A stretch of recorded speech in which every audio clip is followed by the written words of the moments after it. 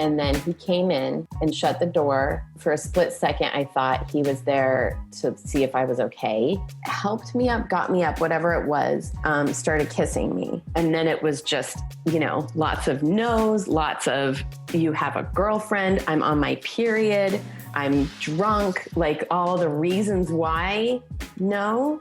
And then it was like, at some point I gave up, and I left my body, I completely left my body.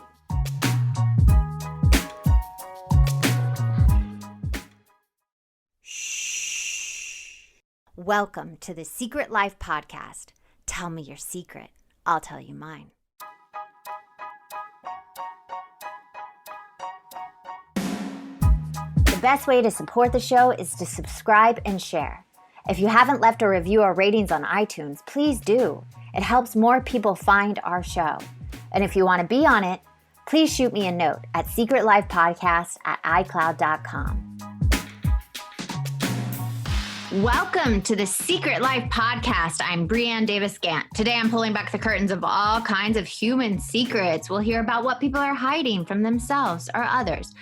Those deep, dark secrets we probably want to go to our grave with, are those lighter, funnier secrets that are very, very, very embarrassing. Really to how, what, when, where, and why of it all. Today, my guest is Emily. Now, Emily, I have a question for you. Yes. Dun, dun, dun. What is your secret? So my secret is that I was sexually assaulted by an on-duty police officer when I was 16 years old. Wow. That's disgusting. Yeah. That actually makes me very, very angry. But I have to ask these questions. A part of me wants to go kill this person. Yeah. I'm just going to say it. Yeah.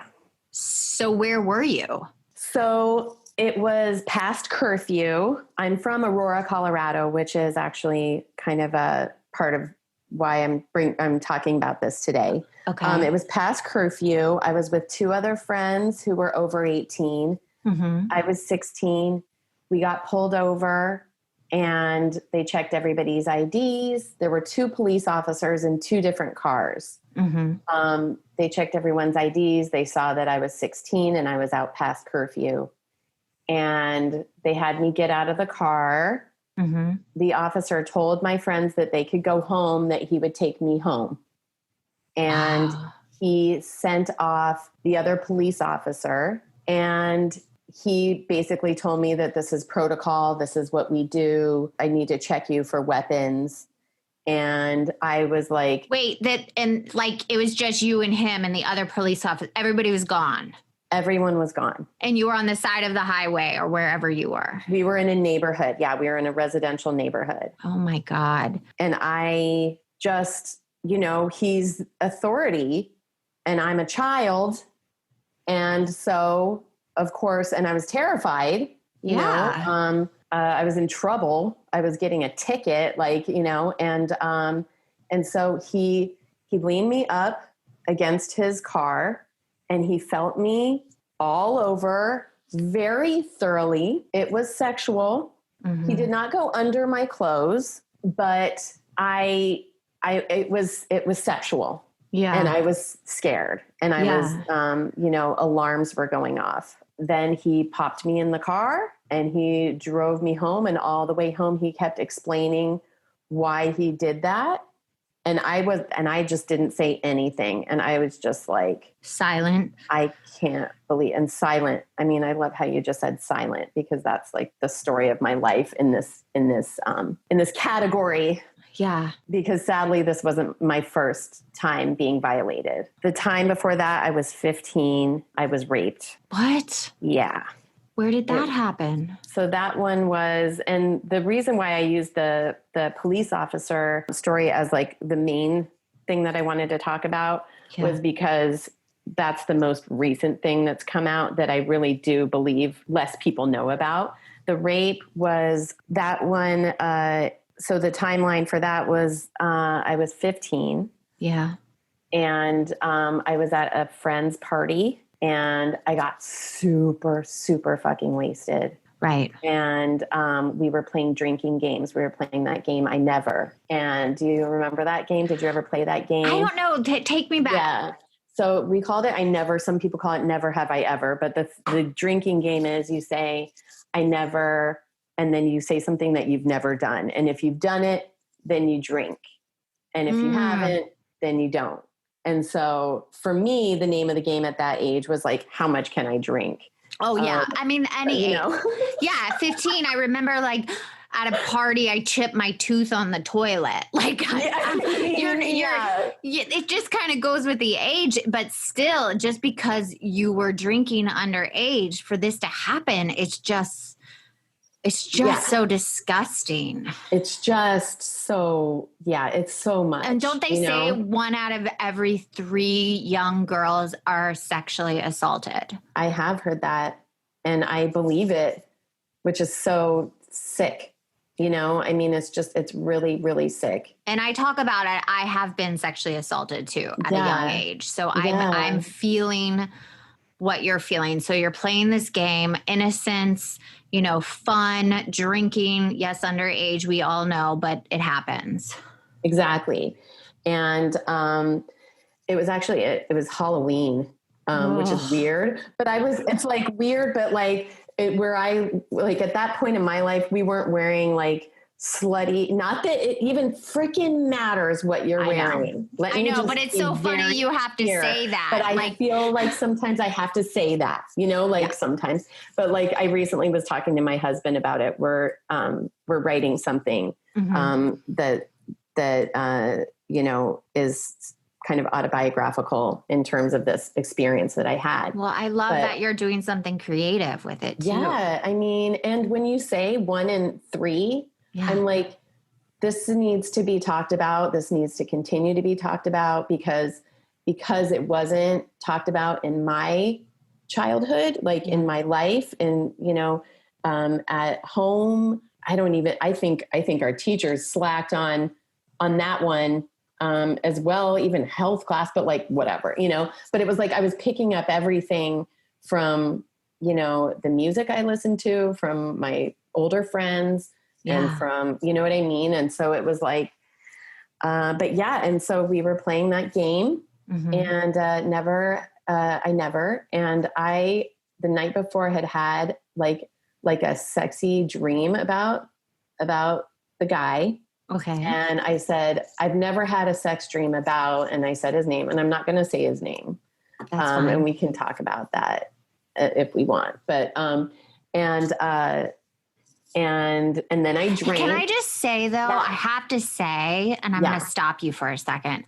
I also didn't tell anybody for 15 years when I was assaulted, and I still don't say the person's name. Isn't that crazy that we are still protecting the person that assaulted us? It's like, I just was having this conversation like literally 4 or 5 days ago with my husband, because we just get so deep about it. We really are getting in there. And, I know, and you probably know her too, there, someone who came out recently after 20 years. And it was like, wow. And it was like, I had to really delve into, why am I not saying his name? You know? And I had to like talk to my therapist about it for, a full, like we've been over it, and it's like, and for me, God, it's so complex. Yeah. I mean, it's really complex. I mean, and not only like, is it just hard to even like say his name, but it's hard to say the word rape. And it's getting easier for me only over the last couple of years, but I would stutter when I would say it. And then sometimes I just wouldn't say it and I would use another word, Yeah. I mean, I think the only reason we don't say the name is fear of retaliation, fear of the blame turning on us. If you were wearing a sexy costume, which you weren't, which it doesn't matter, like we said. But then also another part of me doesn't want that person attached to my story, even though he is attached to my story. Yeah, I think like at the end of the day, it gives him the power in some way. Yeah. Which like if I keep him out of it, it just makes it about me and my experience. And that's what I have control over. And I use the same term, like you were saying, protecting, you know, like, why are we still protecting them, you know? And I've used that before too. And I've gone over and over in my head and I've played it out to the nth degree, you know, like, it's like, what if I did? Like, what if I just went on social media and was like, he did this? Like, what would, at this point in my life, you know, like decades later, what would be my real purpose for that, you know? And for me, and because maybe you as well, like, because I'm an artist, like, you know, so 1 out of 3 women has been sexually assaulted. I actually think it's 1 out of 2, honestly. It might be 1 out of, like because we don't talk about it, you know? Yeah. So it's like, everybody's got their way, you know, that they deal with it, not deal with it, when they deal with it, their time, you know, their time frame. And then they've got their way of, you know, I mean, some women, like I could have run out the door of that party after it happened and called 911 and gone and got the whole, you know, got the forensics done and got my pubes freaking combed through and had everybody at my school know, you know, because like, if I were to turn him in, then it would have turned into the whole thing. And, you know, and I was not interested in doing that to myself, to my family. Especially as a young woman. Yeah.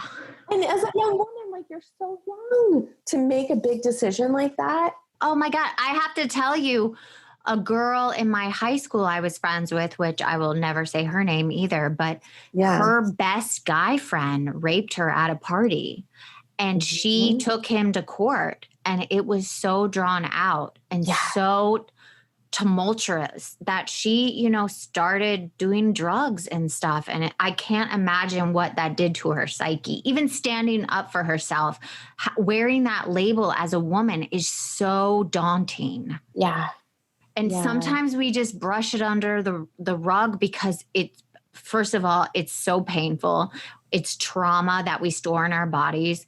We get, like, you know, the scarlet letter. It's a number of reasons why we don't tell. Yeah. And sadly, you know, I mean, conversations like these do they give people the courage to speak up, or do they give people the courage to, or, you know, like to go about it their own way, which is also takes a lot of strength, no matter what. When you get, you know, when it's all said and done, we're all, you know, we've all found a way to tap into our strengths, and they may serve us for a certain amount of time, but usually they stop serving us and can turn into addiction and can turn into self-loathing and self-worth and depression and suicidal thoughts and all that. But let's just go back to the party, and then we'll get back to the police officer. I do want to go back to that, but okay. So you're at this party playing this game. Yeah. And so I said, I've never had a sex dream about him. And then I drank. And so everyone around the table was like, oh, including him. He was sitting right there. And I was like, hee, you know, just like, and by that, I like you. Yeah. And it was like, and by that point I was I was a 40 in. And so I was a 40 in, and then I went to go take a drink from what I thought was mine, like to finish it off. And I drank out of it. And then I looked down and I saw a cigarette butt in it. Ew. And I still have I don't know if I still have it actually, but like a picture was taken of me where I was like, my eyes were practically rolled in the back of my head. And it was about 1 minute before I went into the bathroom to throw up. And someone snapped a photo, and I still remember it to the detail, you know, like down to every detail, like what, you know, my big baggy sweatshirt, we had drinking hats that were like those like boat hat kind of things.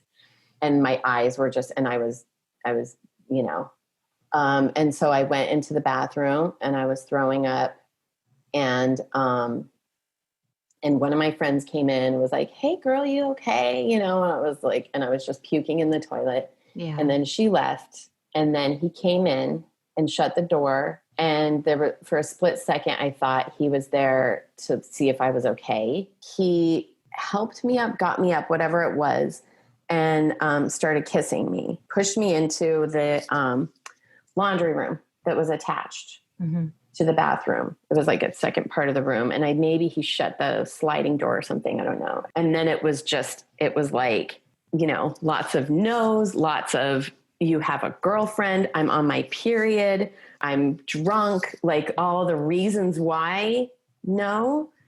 Like he took out my tampon, tossed it in the kitty litter. And then it was like, at some point I gave up, you know, and I left my body. Yeah. You detached. You know? Yeah. I completely left my body. And then I did too. I floated outside of my body. It felt like, it floated out. And I remember the light on the ceiling. Oh my God, that's going to make me cry. Down at myself, you know, it was, yeah. And, because I remember like just the sky and like watching leaves go, like blow in the wind. So it's funny, like you just look up and you just like totally detach and just like focus on something else than what is actually going on. Yeah. Yeah. I'm so sorry for you. It's okay. We're in it together, girl. We're in it together. Yeah. And then, you know, and then he was out. And then I went back to the toilet, and then my sister and my best friend came in and they saw that I was like post-trauma, whatever I was, you know, there was blood because it was my period and like the whole thing. And then they took care of me, and they were the ones that were the only ones that knew that for a long time. And it kind of trickled out a little bit over the years, but it was like zip the lip, go on with, you know, just pretend like it never happened and just don't make eye contact when you know, cause it was like, I mean, we still hung out for that whole rest of that year and 2 years or whatever after that, like where I was just like faking it didn't happen. You know, I mean, I would never have been alone with him. It was always like, oh, at this party where there's going to be a group there, but still that I would like continue to, you know, I mean, but I was a child. I can't be too hard. I was a child, you know. I mean, you were coping as best as you could. Yeah. Sadly, he may have gone on to do the same thing to others. And I do know that he did take a couple of virginities, and people who obviously didn't know, or had they known, then they never would have. But it was like, he was like the homecoming king, you know? So it was just so, talk about like, you know, just seeing how things come out with these men in power. Yeah. And this is the small scale of it, but this was, I mean, you know, that was my life, you know? But homecoming king at a high school is like, you might as well call him the president of the United States. Exactly. That's the most powerful position. Yeah. Yeah. And, so gross, you know, it's just like so gross. But, and then he started dating, one of my friends, seriously, who didn't know. And I was like, man, is this another one bites the dust? Do I have to? And I told her. And what happened after that was, because they were kind of like falling in love at that point. And I was like, no. And, you know, and I told her, and then from what I remember is she broke up with him because of what you did to Emily, she said. And then they had some long talk that I never knew what that entailed.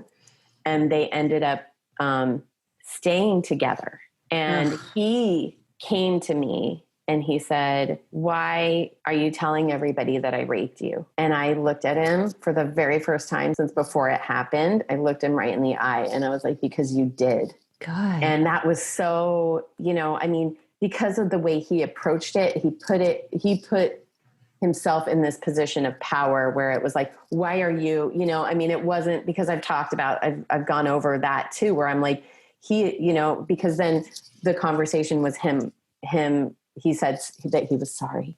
Oh.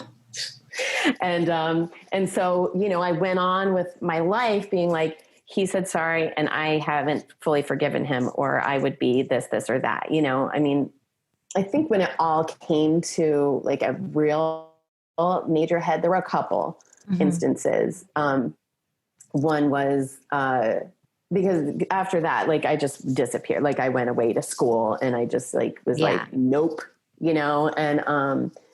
but there was one instance where it was in an acting class and I'd done like the scene from Thelma and Louise with the, whatever. And they told me I have to redo that scene because I was using humor to cover my sexuality, and so I had to redo it and I didn't use humor that time. And for whatever reason, it opened up this whole can of worms, which was totally like, I mean, I was with someone who I was very comfortable with. It was class. It was safe. I was on stage. There was absolutely zip of foul play. But for me inside, it brought up so much about everybody's watching me. They're judging me. I'm a whore. There's something wrong with me. And now everybody can see it. And I've done something wrong. And like, just all came up. That, and I was like, found myself in the fetal position in my Al-Anon sponsor's arms, going through that, like healing. Yeah. It's the slow process of healing when it finally, that lid opens up, that trash can inside of us, that things just start spilling out.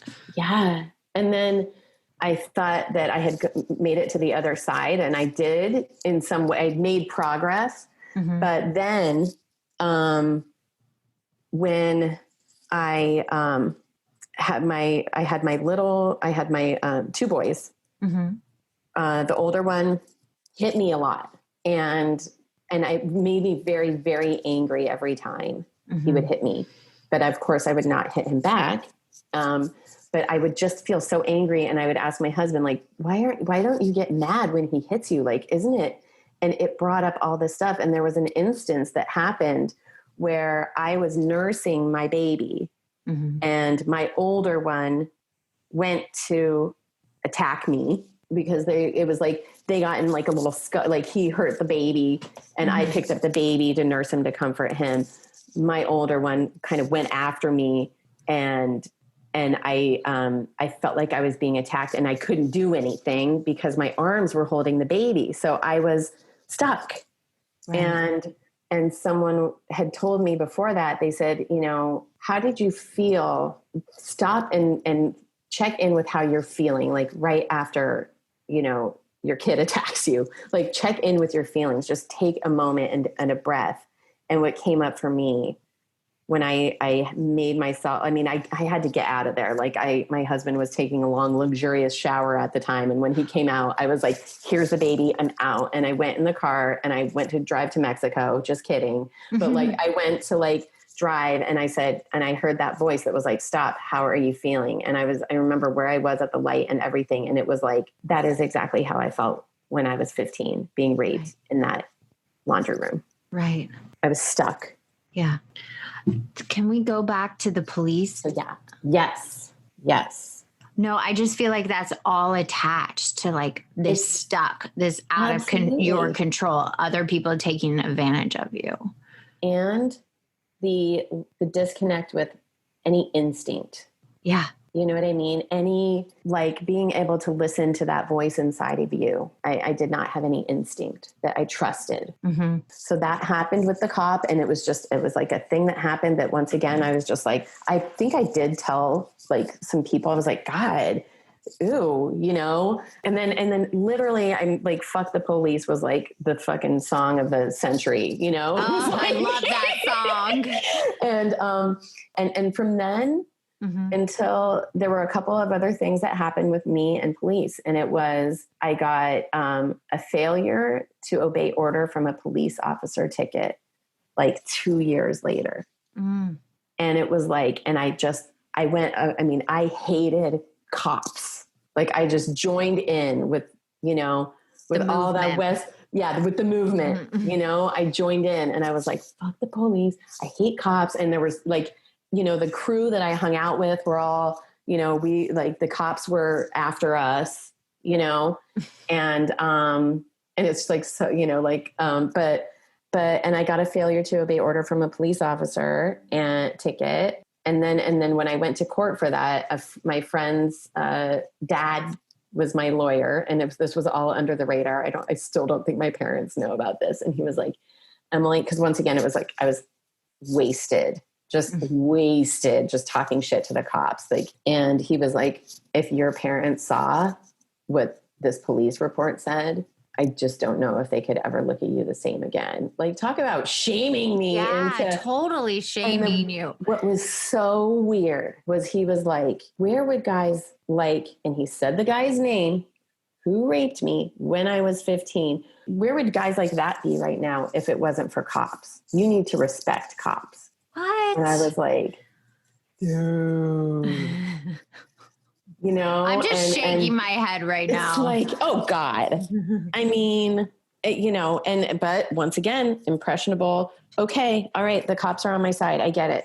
The cops are on my side. And then my relationship with cops was like, if I got pulled over, I'd just try to be cute and funny to get out of it. And sometimes it worked and sometimes it didn't, but it was like, but then the reason why it came up so much again recently, obviously, like, you know, so George Floyd was murdered on May 25th, I believe. And, you know, some days went by and then it was like, it just got really, really dark and gnarly. And I delved really deep into the movement and educating myself. And, you know, just, I had like a full spiritual awakening from that, as I know a lot of people have, but I've had two. And one was in 2010 and one was just a few months ago in June. And one of the things was I had gone to this White People for Black Lives meeting, I guess, you know, on Zoom. It was like, you know, anybody who wants to be a part of this movement, come, you know, come listen to educate what we do, educate, you know, like that whole thing. And they talked about how white people need to have a personal stake. In a matter of 2 days, I had read an article called Confessions of a Bastard Cop, and it blew my mind. And one of the many things that this cop confessed about what it's really like, I mean, the details of like how they treat homeless people and like certain contests that they would have about like, you know, how many homeless people they could arrest in one day, or, you know, like, and one of the confessions, my point is, one of the confessions was how they would sexually harass women. Yeah. Like on the reg. Yeah. On the reg. And so, and then I had heard about Elijah McClain and the 23-year-old boy from my hometown, Aurora. This took place in my hometown. And it just like, suddenly I was like, wow. And it was so deep because I had to talk it through with my therapist, you know, and he was like, tell me this, like the way he touched you, is it how they touch you when you are going through security at the airport? And I was like, no. Was it sexual? Yes. Then Emily, you were sexually assaulted. Yeah. There is no ifs, ands, or buts about it. You were sexually assaulted by a police officer. If he would have had a camera on him, and as soon as he said that, like if he would have had a camera on him, I was like, oh my God. Yeah. You know? And so I don't feel like I've had to tap into that, like my personal stake yet, because the movement has just become such a part of me. Yeah. But if ever, or maybe it is, maybe it is a part of this whole thing, but you know, that's my personal stake in it. And because I wasn't, you know, one of the high class citizens, because I was, I rolled with the troublemakers. Yeah. And I guess I was a troublemaker myself because, Yeah, but that still gives no right to be sexually assaulted. Exactly, That's the whole point. It doesn't matter who you are, what you come from, even what you're doing, what race, what gender it is not okay to take advantage of someone else, especially when you're supposed to serve and protect. Exactly. And those are the people they go after the most vulnerable. Yeah. And usually I like to go in with these stories, the 7 deadly sins, but I really do not want to do that right now because you're owning your truth, and whatever this assault has, happened in your life, you're on the other side of it. But I do want to ask, who do you think keeping the secret of the assault, of the rape, who did it harm and who did it benefit? Oh, so because I'm on the other side of it, like if you were to ask me that like 2 years ago, I would have been like, I harmed myself. And I did, I harmed myself. And anytime I denied your instincts or your truth. Yeah. Which happened, because that happened, it affected so many choices that I made throughout my life, big and small. Yeah. Me too. I my self-esteem, I am going to be truthful. It harmed me. I had no self-esteem until I was healed from this, which was 2 or 3 years ago now. My self-esteem was so low, I didn't even know it. Yeah. It was like you were living in depletion for so long that you didn't know you were depleted or something was robbed from you. Yeah. My codependence was a very clear indicator of where my self-esteem had been my whole life, so it harmed me, it did. Do I wish that my life was different today? No, I have a great life. I have a happy, healthy marriage with someone that I would never have met had I not been on this exact path that I've taken. I have 2 wonderful boys. Yes, I wish sometimes that they were girls. I don't know. I did not want a girl. I did not. So I can't agree with you on that. Oh, girls are more difficult. Girls, sometimes I'm just like, can we just not? Oh no, boys are crazy. They're crazy. But anyway, no, I have 2 incredible boys. I have a of emotions and experiences to bring to my art. Yeah. And you're being of service now. With the Black Lives Matter and you're putting your story out there. It's like you have been on the other side. And that's what I always say. Sometimes we go through trauma because we're survivors. And those people are the most beautiful people to me, the survivors, the ones that have been to the darkest moments of humanity and are on the other side of it. I love that. Well, my last question for you is, how are you going to move forward in the future? So I have a smile on my face. Oh, I love that. I started doing, once I really healed from this, I started putting it into my art. And one of the things I did was I created a short film, and it's called Boy Mom. And it's based exactly on that experience that happened with my 2 boys when it all came back up. Wow. And so that's in the film festival circuit right now, actually. It's at the Liftoff Film Festival until October 11th. And then it is going to be having its virtual premiere. It's already, at least I got to do a couple of film festivals of like red carpet and the whole thing, over Zoom. I got to do a couple of those, but yeah, there's going to be, so that was fun. And then the pandemic hit, and now I'm doing, I'll have my virtual premiere. I don't know if it's LA Femme International Film Festival or La Femme. I've heard it both ways. One of the best things about it, and the thing that really made me smile the most, is that, my husband also found this experience of mine to be something worth delving into. And we cross your fingers. We wrote a pilot, and it's getting passed around all around town right now to the highest bidder. So I want this to be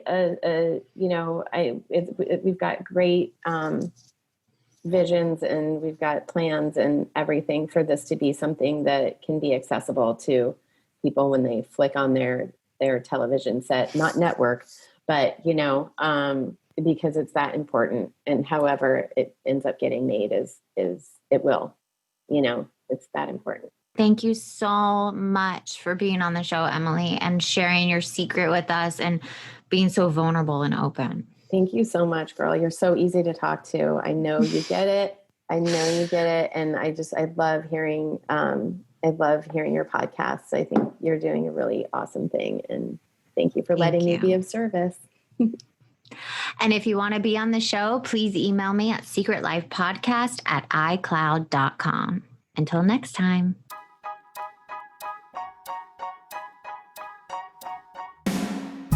Thank you again for listening to Secret Life Podcast. Please subscribe, share, send me a note, and you can always support the show with a donation on our site, secretlifepodcast.com. Until next time, bye.